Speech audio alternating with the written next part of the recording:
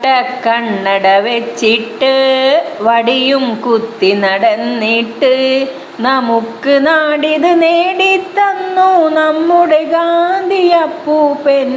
ഗാന്ധിയപ്പൂപ്പൻ ഗാന്ധിയപ്പൂപ്പൻ നല്ലത് മാത്രം ചെയ്യാനും നല്ലവരായി നടക്കാനും നമ്മോടോതുകയാണപ്പൂപ്പൻ, നമ്മുടെ ഗാന്ധിയപ്പൂപ്പൻ.